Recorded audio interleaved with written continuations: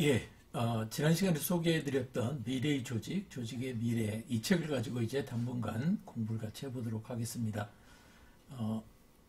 여기서 얘기하는 조직이라고 하는 말이 무슨 뜻인지라고 하는 부분, 그 이야기를 좀 해야 될 것 같고요. 그 다음에 여기서 이야기한 미래가 다른, 사실,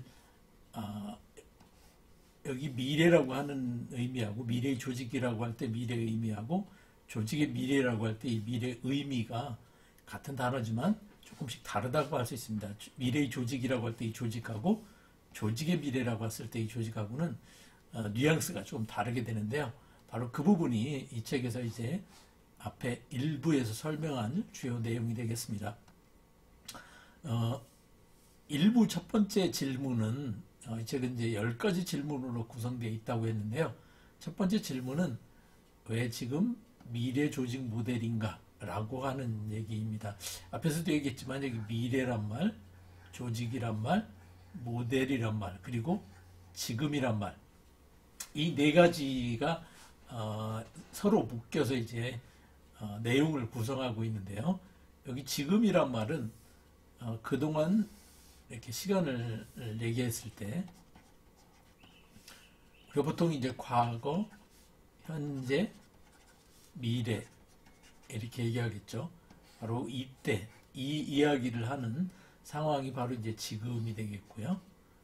앞으로는 어떻게 될 건지에 대한 앞으로 이야기를 할 건데 앞으로 이야기한 내용은 두 가지죠. 조직과 모델이라고 하는 겁니다. 여기서 조직이란 말은 무슨 뜻인가? 그리고 모델이라고 하는 말은 무슨 뜻인가? 라고 하는 것을 먼저 이제 정확하게 기억을 해 두시면 좋을 것 같습니다. 이 조직이란 말은 사실 우리 이 한글 표현 또는 우리 한글 표현뿐만 아니라 이제 원래 이 말이 온 한자 표현도 마찬가지인데요.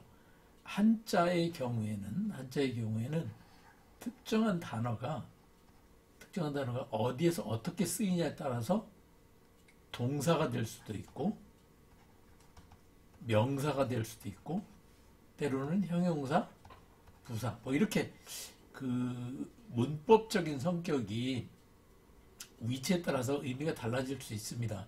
그래서 그 맥락에 따라서 앞뒤 전후에 무슨 얘기를 하냐에 따라서 그것이 동사일 수도 있고 명사일 수도 있고 형용사일 수도 있고 부사일 수도 있게 품사가 결정이 된다라고 하는 게 이제 한자의 특징입니다.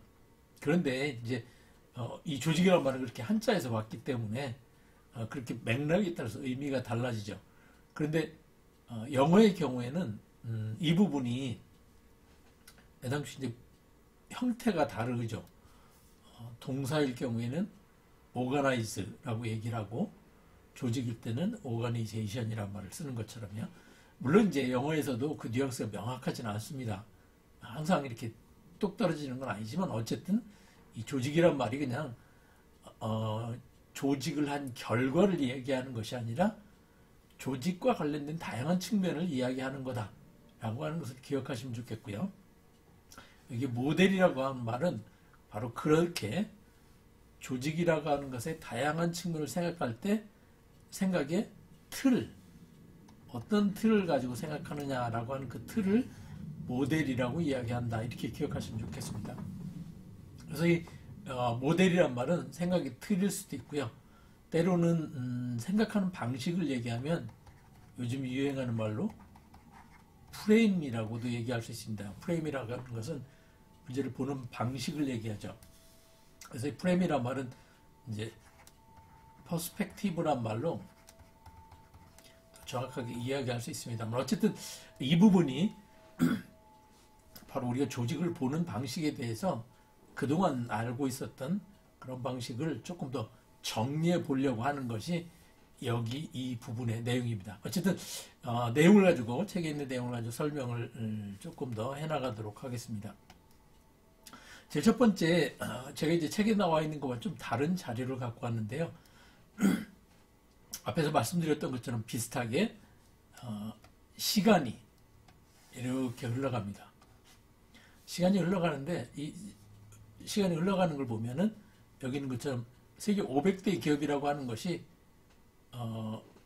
지속되지 않는다라고 하는 거죠. 여기 1995년에 세계 1위였던 기업이 이렇게 떨어지고요. 그 후로 가니까 2000년대 가니까 2010년대 가니까 이제 없어졌습니다. 로열 더치셀이라고 하는 회사는 올라갔다가 이제는 2020년대 가니까 없어졌어요. 2020년대에 아마존이라고 하는 기업은 2010년대에는 상위 기업에 들어가지도 못했습니다. 애플도 마찬가지고요. 여기 CVS 헬스, 유나이티드 헬스, CNPC는 석유회사가 여기 있고요. 시노팩이 여기 있고, 유통 월마트는 월마트가 이렇게 95년도에는 월마트는 없었습니다. 지금 보시는 것처럼 여기서 하고자 하는 얘기는 뭐냐면 기업들이 소위 얘기하는 흥망성쇠가 있다라고 하는 거죠. 흥해서 이렇게 올라가는 게 있는가 하면 망해서 사라지는 이런 일들이 벌어지고 있다라고 하는 겁니다. 그러면 기업의 흥망성쇠는 왜 나타나는 것일까라고 하는 질문이 바로 이제 우리 책에서 이제 조직과 관해서 얘기할 때 제기하는 질문이라고 할 수 있습니다.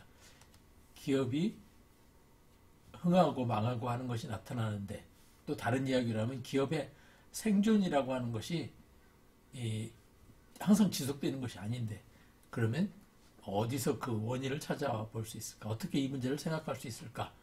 라고 하는 이야기를 다루고 있는 게 되겠습니다. 바로 이때 이야기되는 게 바로 조직이라고 하는 형태를 갖고 있고, 그 형태가 어떻게 운영되는지에 관한 것이 전략이다. 이제 개괄적으로 그렇게 표현을 할 수 있을 겁니다. 그러니까 전략을 통해서 조직이 생존이 결정된다. 또는 조직이라고 하는 것을 통해서 전략이 만들어지고 그 전략에 의해서 조직이 살아있다라고 하는, 이렇게 조직과 전략의 이 양쪽 간의 관계에 대해서 다루는 것이 되겠습니다. 구체적으로 체계는 없지만 뭐 이런 걸 가지고 한번 생각해 보면 좋을 것 같습니다. 실제 이제 기업이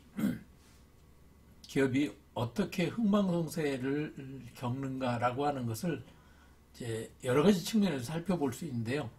그 중에 이제 여기 수익, 순이익, 그 다음에 현금 흐름. 주로 이제 기업이니까 이렇게 돈의 관점에서 본다면, 기업이 초기에 시작해서 수익이 생기기 시작해갖고 성장하는 기업이면 급격히 늘었다가 절정에 이르렀다 다시 이제 떨어지게 되죠. 그런데 실제 이렇게 수익이 나타나려면 초기에는 이익이 없이 적자인 시기가 있다라는 거죠. 그래서 이 일정한 기간 동안은 투자를 내야 되는 거죠. 이게 돈을 투자를 한 다음에 그 시간이 지나고 나면은 수익이 생기는데, 여기서 이제 실제 수익과 마지막에 순이익이 또 마이너스가 나기 시작하는 때가 이미 완전히 수익이 0이 되는 것보다 먼저 나타난다라는 겁니다. 실제 이런 상황에서 현금의 흐름은 또 달라서 재무적인 흐름은 초기에는 어쨌든 투자까지 포함해서 일정 부분 투자를 해갖고 돈이 있는 상태가 되죠. 일정한 정도 지나면 이제 투자가 필요 없어서 여기에 이제 이미 성숙기에 들어가면 투자를 하지 않아도 저절로 운영될 수 있는 그런 상황이, 재정 상황이 나타날 수 있습니다. 실제 이제 운영하는 비용은 여기 보시는 것처럼, 그래서 이제 이게 투자죠. 투자가 이 정도가 되면은 조금 투자해서 마이너스였다가 이제부터는 이렇게 남는 시기가 나타난다는 겁니다. 그러니까 이게 각각 이 그림에서 보는 것처럼 기업의 흥망성쇠라는 것이 어떤 관점에서 보냐에 따라서 다르게 나타날 수 있다라고 하는 거죠. 바로 이런 것들을 생각하는 게 전략이라고 할 수 있습니다. 전략. 그러니까 전략을 어떻게 가져가냐에 따라서 어떤 관점을 가지고 할 건가? 현금의 흐름을 갖고 할 건가? 운영의 관점을 갖고 볼 건가? 투자의 관점을 볼 건가? 또는 순이익의 관점을 볼 거냐에 따라서 사실은 기업을 보는 방식이 달라지고 거기에 따라서 어떻게 운영할 건가가 달라질 수 있겠죠. 바로 이렇게 생각하는 방식, 기업이 작동하는 것을 이제 기업이란 말은 이제 조직이라고 할 수 있을 것 같은데요. 조직이 운영되는 방식에 대해서 생각하는 것 자체를 전략이라고 할 수 있습니다. 그러면 어떻게 생각하는 것이 좋으냐라고 하는 것이 이제 어떻게 생각하느냐라고 하는 그 생각의 방법을 이제 책에서는 살펴보고 있습니다. 어쨌든 이 과정을 통해서 중간 결론으로 이야기하는 것은 이 이야기입니다. 변화를 넘어서 변신하는 기업만이 살아남는다. 이렇게 얘기를 하고 있습니다. 이 이야기는 뭐냐면 변화는 이게 각각 변화죠. 수익을 늘리려고 한다든가 아니면 순이익을 늘리려고 한다든가 순이익을 플러스를 만들려고 한다든가 또는 현금 흐름에 있어서 이 지점을 넘어서려고 한다든가 이런 식으로 그건 이제 변화라고 하는 건데 이 전체를 바꾸는 것이 필요하다라고 하는 게 이제 바로 이 표현입니다. 수익, 순이익, 현금 흐름, 재무 흐름, 투자 이런 것들을 종합적으로 바꿔야만 그래야지만 여기 이 쇠퇴하는 이 단계를 피할 수 있다라는 얘기가 되겠죠. 결국 이 변화라고 하는 것이 부분적인 거라고 하면 변신은 몽땅 바꾸는 거, 전체를 다 바꾸는 것이 되어야만 살아남을 수 있다. 뭐 이런 이야기가 되겠습니다. 그래서 이 전체를 바꾼다라고 하는 것이 어떤 의미인가라고 하는 것을 이제 전략을 가지고 설명을 하고 있습니다. 이 책 일부의 뒷부분에서는 이제 바로 그런 이야기를 주로 다루고 있는데요. 이제 그런 맥락에서 보면 조직이라고 하는 것에 대해서 이제 정리를 좀 하고 있습니다.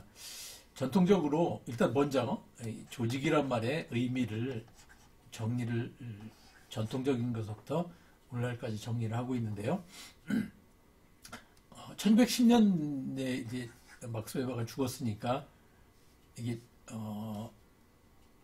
19세기부터 시작해서 20세기 초까지 있었던 막스 웨버의 경우에는 조직을 뭐라고 얘기했냐면 정해지면 특정한 목적 달성을 위해서 조직 구성원 간 상호작용이 이루어지는 협력 집단으로서 관료제적 구조와 체계를 강조한 게 이제 막스 웨버의 정의입니다. 조직은 목적이 있고 그걸 달성하기 위해서 서로 구성원들 사이에 상호작용을 하는데 그 상호작용이 관료제적 구조를 가지고 있다. 관료제적 구조라는 말은 수직적, 수평적 분업을 기본으로 해서 권한과 책임을 명확히 하고 또 문서를 중심으로 하고 법체계, 규칙과 규정에 따르는 것이 이제 관료제라고 하는 거죠. 오늘날 공무원 조직이 대표적으로 이 관료적인 방식을 따른다고 할 수 있습니다. 1930년대에는 체스터 바나드라고 하는 학자가 있었는데 이 체스터 바나드는 강조하는 게 뭐냐면 상호 의사 전달하는 집합체 이 부분을 이제 강조를 했습니다. 막스 웨버와 같아요. 목적을 달성한다라고 하는 것. 또 다수 구성원이 참여한다라고 하는 것 같은데 여기에 다수 구성원이 헌신하고 조직에 헌신하고 상호 의사를 전달하는 집합체라고 하는 지점. 그래서 이 집합체의 특징이 가치 체계화하고 조직 문화를 중심으로 보려고 하는 그래서 동적인 조직 안에서 동적인 것을 더 강조하는 입장이 바로 체스터 바나드의 입장이었습니다. 막스 웨버는 소위 이제 이게 기계적이라고 얘기하죠. 기계 부품처럼 서로 맞물려서 돌아가는 것을 강조했다면 체스터 바나드는 조금 더 유연하게 하는 것을 강조합니다. 1940년대에 등장해서 50년대, 60년대까지 알려졌던 사회학자, 조직사회학자 필립 셀즈닉의 경우에는 환경이라고 하는 것을 이제 강조를 합니다. 그러니까 조직이 있으면 조직은 조직 외부와의 관계에서 형성된다. 외부의 관계에서 조직이라는 것이 어떻게 작용한다라고 하는 것을 보는 거로 환경이 적응한다라고 하는 것을 중요한 요소로 본 게 이제 셀즈닉의 입장입니다. 여전히 공동의 목표가 있고요. 그 다음에 공식, 비공식 상호작용이라고 하는 것을 양쪽을 다 얘기합니다. 공식 상호작용은 주로 이제 베버의 생각이고요. 여기 비공식은 체스터 버나드의 입장, 이것을 강조하는 그런 양쪽을 절충한 건데, 강조점은 바로 이 환경과의 관계에 대한 것을 강조를 했습니다. 이런 것이 이제 1960년대에 오면 카츠와 칸이라고 하는 조직 사회학자가 조직에 대해서 설명을 조금 다른 방식으로 강조를 하게 되는데, 내부 관리를 위한 규제, 외부 적용을 위한 구조, 공동의 목표, 집단, 조직 내 역할과 위계가 필요하다. 이렇게 이제 앞에 얘기한 막스 웨버서부터 얘기한 것들을 전부 다 통합하는 입장을 가지고 있는 게 카츠와 칸이라고 할 수 있겠습니다.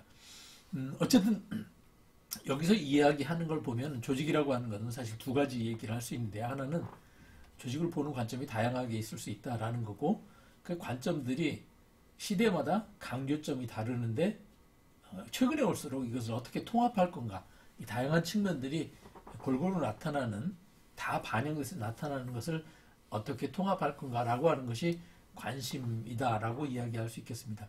지금 이제 카츠와 칸이 1960년대부터 시작해서 1970년대, 80년대까지 조직에 대해서 이제 중요한 이해를 제공하고 있는데, 말씀드렸던 것처럼 내부 관리를 위한 규제, 바로 이 내부 관리라는 규제가 배버적인 특성이라고 한다면, 외부 적응을 위한 구조, 이게 이제 셀즈닉의 얘기죠. 공동의 목표를 추구하는 집단이라고 하는 점, 그리고 조직 내 역할과 위계가 필요하다. 이제 바나드 얘기라든가 막스 베버 얘기를 전부 합쳐가지고 카츠와 칸은 이런 이제 요소들 중에 어떤 것이 강조되느냐에 따라서 다양한 조직의 유형이 나타난다, 이런 이야기를 하고 있는 게 되겠습니다. 이게 이제 1980년대까지라면 사실 그 다음부터 이제 또 새로운 조직 이론들이 여기에 덧붙여서 나타나기 시작하죠.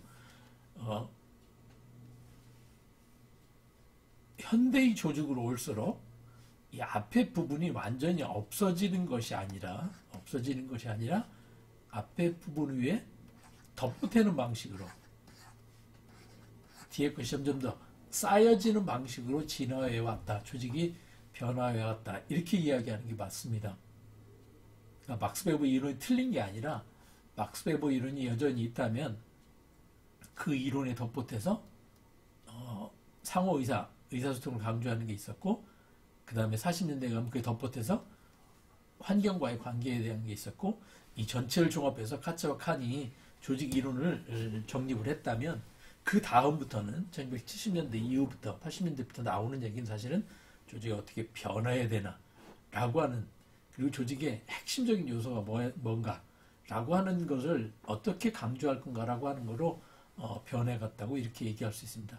어쨌든 이 시기에 전통적인 조직 이론을 이야기하는 사람들의 그 흐름에 따라서 그걸 반영해서 조직 구조가 만들어지는데, 조직 구조의 기본 형태는 우리 책에서 이렇게 세 가지로 소개를 합니다. 기능형이 있고요. 기능형이라는 것은 이렇게 기능을 가지고 기본적으로 나누는 겁니다.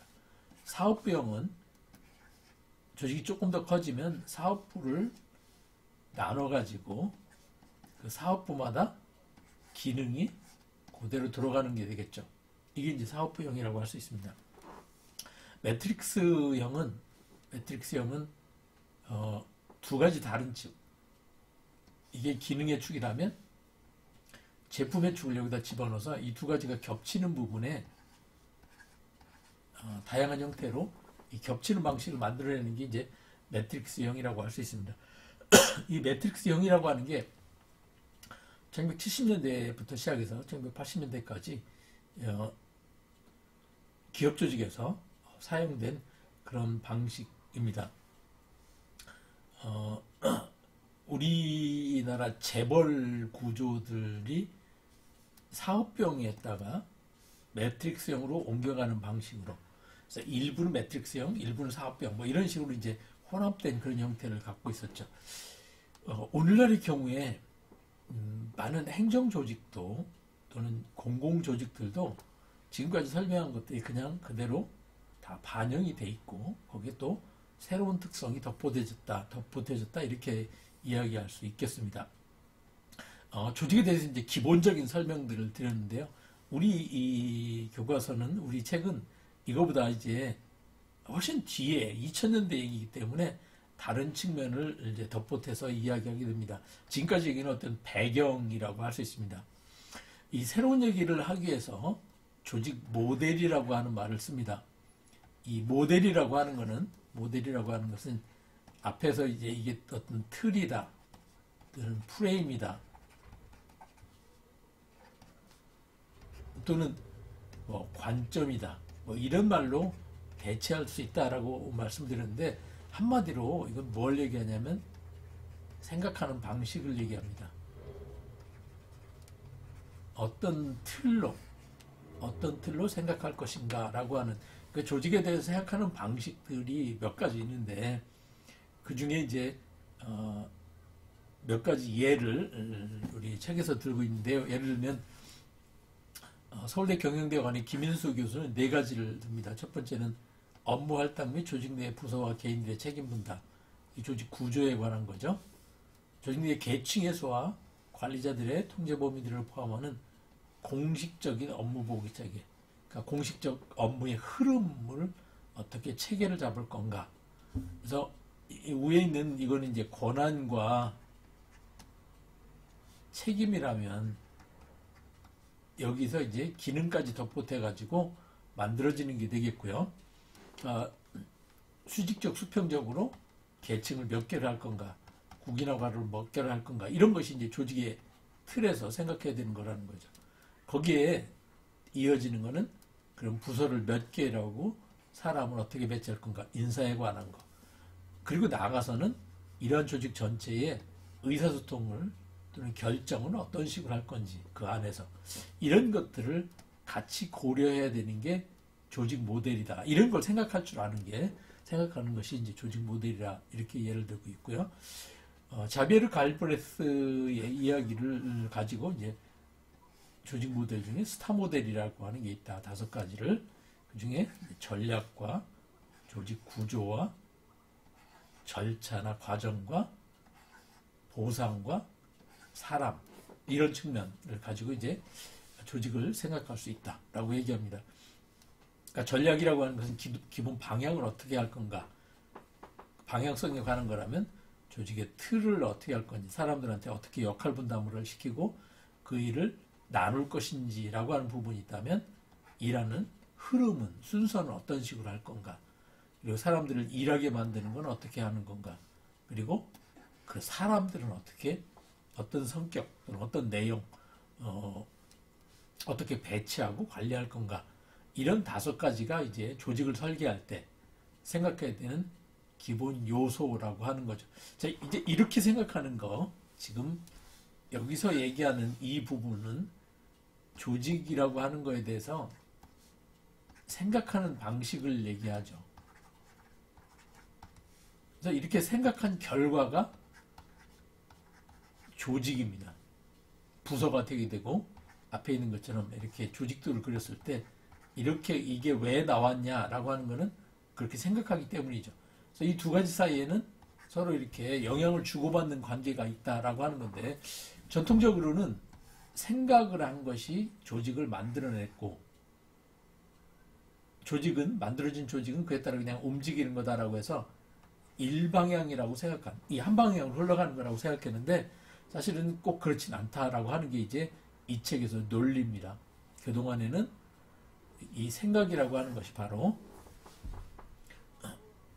조직을 만들어내는 생각이었고, 그걸 통해서 조직을 만들면 조직이 운영되는 거다라고 하는 이런 흐름이었었는데, 지금은 그렇지 않다라는 거 이야기를 하려고 이제 그동안에 조직에 관련된 이론들의 역사를 설명을 하고 있습니다. 그러면 조직을 어떻게 바꿀 건가에 대해서도 조직을 어떻게 바꾸는가에 대해서도 여러 가지 생각들이 있었는데 그 몇 가지 이제 특히 이 미래 조직 앞으로 조직을 어떤 식으로 생각하고 어떻게 조직을 디자인할 건지 조직을 틀을 짜서 만들어갈 건지라고 하는 거에 대한 접근 방법으로 컨설팅 회사들의 경우에는 이미 이제 이런 식의 아이디어가 제안이 있었다는 겁니다. 보스턴 컨설팅 그룹에서는 규모 확장 중심에서 부분 전체 최적화 방식으로 이렇게 변화돼야 된다라고 하는 얘기를 했다라는 겁니다. 규모 확장, 그러니까 부서가 한 개였던 거를 두 개로, 두 개였던 거를 세 개로, 직원이 10명이었던 것을 20명으로, 100명으로 이렇게 하는 게 이제 규모 확장 방식이었던 거죠. 이런 방식으로 가야 되는 게 아니라 미래에는 부분과 전체가 서로 최적화, 잘 맞는 방식으로 가야 된다. 이제 이 표현은 사실 뒤에 가서 이제 다시 전략에서 설명드려야 될 것 같고요. 영어로 이제 프랙탈이라고 하는 말을 썼거든요. 이 프랙탈이라고 하는 것은 부분에서 나타나는 것이 전체가 만들어지는 과정에 반복적으로 나타나는 것을 이제 프랙탈 조직이라고 얘기합니다. 나뭇잎을 보면 나뭇잎이 이제 이런 식으로 이렇게 나뭇잎이 생겼다고 그러면요. 이게 멀리서 보면 나뭇잎이 이렇게 보이는데 이 안에를 자세히 들여다보면 거기에 똑같이 또다시 이런 구조가 나타난다는 겁니다. 그래서 이걸 다시 이 부분을 또 확대해봐도 똑같이 이런 식으로 같은 구조를 반복한다 라고 할 때 이제 이거를 프랙탈 형태라고 그럽니다. 그러니까 조직의 경우에도 어떤 똑같은 이거를 이제 다른 말로 이제 조직의 DNA라고 표현하기도 하는데요. 이 DNA는 10명이 모여도 그 속에서 발견되고 100명이 모여도 그 속에서 나타나고 1000명이나 10,000명이 모여도 같은 식으로 반복되어 나타나는 것이 있을 때 그래서 이제 프랙탈 조직이라고 얘기하는데 바로 이런 식으로 미래 조직은 갈 거다. 규모와 상관없이 어떤 동일한 원리가 작동하는 이런 방식으로 미래 조직을 생각해야 된다라고 하는 게 이제 보스턴 컨설팅 그룹의 얘기입니다. 이 이야기는 앞에 얘기했던 막스 베어라든가 또는 체스터 바나드라든가 셀즈닉이 얘기하던 거와는 전혀 다른 식의 이야기가 되겠죠. 바로 이게 이제 미래 조직의 생각 방식이라고 하는 겁니다. 맥킨지 컨설팅의 경우에 이제 애자일 조직이라고 얘기하는데 이 애자일 조직은 우리가 보통은 애자일 조직과 비교하는 것을 이제 캐스케이드 조직이라고 하는데요. 이렇게 위에서 얘기한 걸 밑에 떨구면 밑에 거 다시 이렇게 해서 어떤 프로그램을 거대한 프로그램을 개발할 때 이런 식으로 해라고 해서 밑에다 이렇게 계속 내려주는 방식으로 이렇게 일을 하는 것이 이제 기존의 방식이었다면 애자일 방식은 이런 식으로 하는 게 아니라 전체를 덩어리를 나눠갖고 여기서 다 하고 여기서 다 하고 여기서 다 한 다음에 나중에 모여서 같이 이걸 빨리 작동시켜 보는 거죠. 그런 다음에 빠른 시간 안에 작동도 시켜서 안 되면은 다시 나눠서 또 해보고 다시 모여서 하고. 그래서 이제 이 방식을 애자일이라고 하기도 하고 이 안에서 사용된 뭐 스크럼이니 몇 가지 다른 방식과 결합돼서 하는데 그 특징은 뭐냐면 상하 방식이 아니라 위아래 탑다운 방식이 아니라 보통 이제 바텀업 방식과 비슷한 여기서 바텀업 방식과 비슷하거나 또는 미드라웃이라고 해서 위아래를 같이 해서 중간에서 통합해가는 방식으로 하는 그래서 빠른 시간 안에 빠르게 대응하는 것을 기본으로 하는 걸 애자일 조직이라고 합니다. 어쨌든 이 애자일 조직이라고 하는 것도 이게 작동 원리가 기존에 있던 조직과는 다른 방식으로 생각하게 되는 거죠. 그래서 이런 것들을 표현하는 게 바로 여기 딜로이트 컨설팅에서 종합한 거죠. 속도, 유연성, 적응성을 미래 조직의 키워드로 얘기하고 있게 속도, 빠르게 변화해야 된다. 유연하게 뭐 정해놓고서 그것을 유지하려고 하는 것이 아니라 빨리 그것을 바꿔가는 방식으로 그리고 적응성, 외부 상황에 빨리빨리 대응해서 거기에 맞춰가는 방식으로 변화하는 것이 미래의 조직을 디자인하고 대응하는 방식이다. 이렇게 얘기하는 게 되겠습니다. 그래서 조직 간 벽을 없애는 네트워크 연결 형태로 가는 것이 이제 미래 조직의 어떤 방식이다. 이런 얘기를 하고 있다는 겁니다. 이게 이제 예를 들어서 얘기하는 거고요. 바로 이렇게 변화하는 것이 여기 있는 것처럼 전체를 단번에 바꾸는 한 가지 방식으로 모든 걸 접목하는 이런 건 없고, 대신 기존의 다양한 불편한 점, 페인 포인트를 문제가 되는 점을 해결하기 위해서 성공한 기업들이 조직 DNA를 단계별로 접목하는 선별 방식으로 접근할 필요가 있다. 이런 거를 이제 그 책에서 제안을 하고 있습니다. 그러니까 그때그때 상황에 맞춰서 그 문제를 해결하기 위해서 그 문제점에 딱 맞는 거를 찾아가지고 거기에 가장 적합한 것을 가지고 빨리 그 부분을 바꾸는 방식으로 접근하는 게 오늘날 미래 조직을 설계하는 기본 방식이다. 이런 설명을 하고 있습니다. 이게 이제 구체적인 얘기, 이런 방식 구체적인 얘기를 책 안에서 전체적으로 설명하는 거라 큰 그림을 보여주고 있는 거라고 이해하시면 되겠습니다. 지금 우리가 읽는 부분이 바로 서론격에 해당하는 부분이기 때문에 전체 그림에 대한 소개를 하고 있는 거라고 생각하시면 되겠습니다. 마지막 부분에 이런 얘기가 있습니다. 미래 조직 설계, 미래 조직 모델 설계라는 말을 다시 정의해 보자면 그것은 바로 기업의 지속 가능한 생존을 위한 조직 구조 및 운영 방식의 혁신이다. 조직 구조뿐만 아니라 운영하는 방식도 바꾸는 거고요. 바로 이게 트랜스포메이션이라고 하는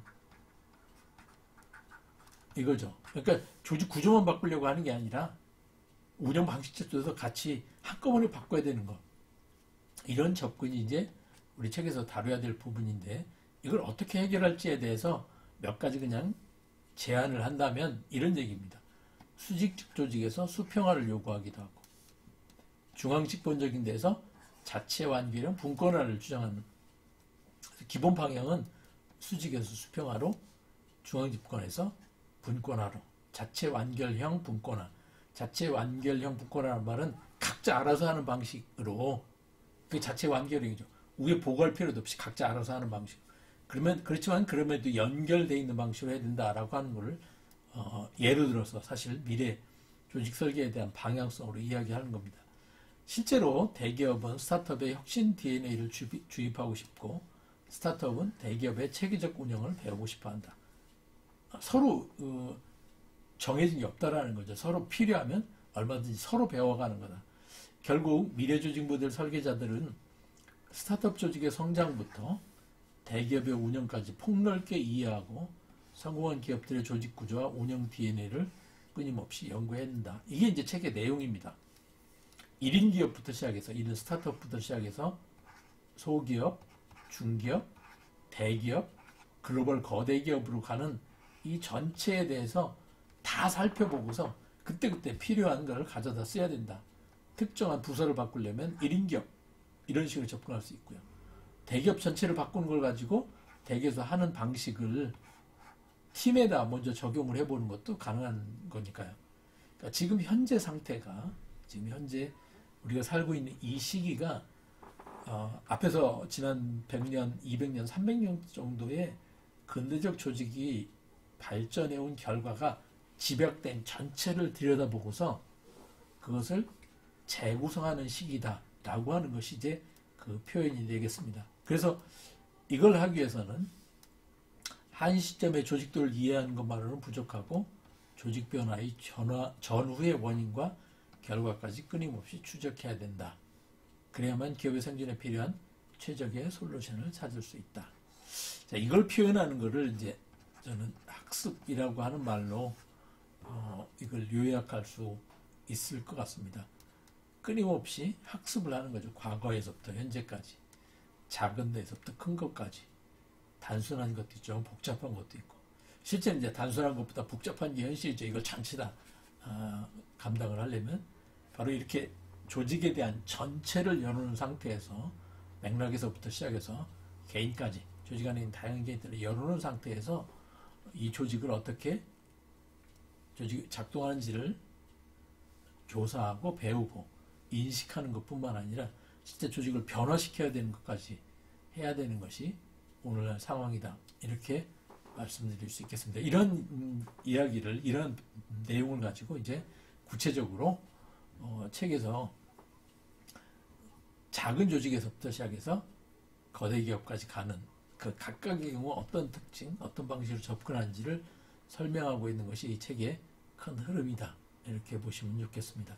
그래서 조직이란 말이 조직 구조, 업무 분장을 얘기하는 것이 아니라 제 조직이 살아있는 것으로 어떻게 작동하고 있는지, 그리고 그 작동할 때 작용하는 생각들, 어떤 식으로 생각하는 건지, 이런 것들을 통합적으로 이해해야 된다. 겉으로 드러나는 조직, 겉으로 드러나는 조직에 작동하는 의사소통이나 결정, 그리고 그 뒤에 사람들의 상호작용, 그 상호작용 속에서 전달되는 정보나 지식, 감정, 그 다이내믹까지 다 포함해서 이해하는 것이 필요하다라고 하는 것이 이제 서론에서 얘기하는 게 되겠습니다. 이걸 어떻게 통합적으로 보는 건가? 근데 이 통합적으로 보는 것뿐만 아니라 구체적으로 이 통합적으로 보는 걸 통해 가지고 실제로는 현재 있는 걸 유지하려고 하는 것이 아니라 변화해야 된다라고 하는 것을 강조를 하는 거로 내용을 이해하시면 되겠습니다. 이걸 어떻게 변화해 갈 수 있을까? 지금 현재 있는 것이 지속 가능하도록 생존할 수 있도록 어떻게 변화할 것인가 라고 하는 것에 초점을 두고서 전체 내용이 진행되고 있다. 이렇게 이해하시면 되겠습니다.